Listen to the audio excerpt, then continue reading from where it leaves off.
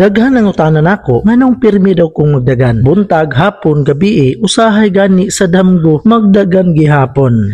Nabuang na ba ning tawhana? Sige ra magdagan. Content video lang siguro niya ang gibuhat para sa views or para ma-monetize. Pero mga lods bitaw no, naagi rason nganong ganahan bugo aning dagan karon. Kaya ang panagdagan man gud dili lang ni trip nako, dili lang ni para sa content. Kaya ang pagdagan panglawas, pangutok ug pangkinabuhi. Mauni paminawa kay basin makaingon pug ka, running era is the best era. Sumo nili maka benepisyo sa pagdagan o paglakaw sa buntod o patag mga lods. Paminawa. Una, sakto nga pagkadyo taga-adlaw, makalig-on sa lawas ang pagdagan o paglakaw. Labi na kung padulong sa buntod, malig-on gyud ang imo ang kasing-kasing ug imong baga. Nindot kaayo ni para malikayan ang high blood, diabetes ug uban pang sakit. Ug ikaduha, fat burner po ni siya pang fitness. Panington jud kag maayo. Ang uphill o running or lakaw sa buntod mga lods, double effort jud na siya or double burn. Kung sa patag pod, consistent nga movement gihapon pang paton sa lawas. So ikatulo, pang detox sa hunahuna. Ining magdaganda sa buntod, ang imong hunahuna diha is murabag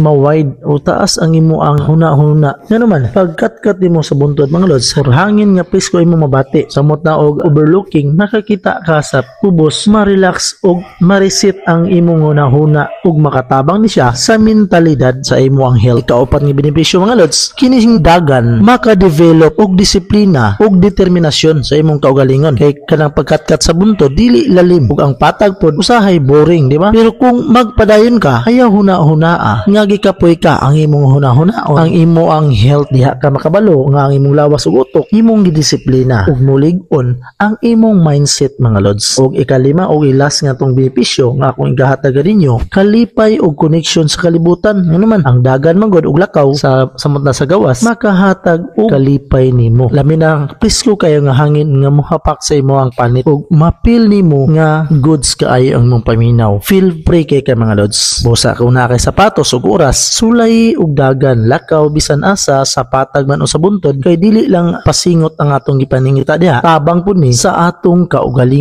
mga lods. Alright?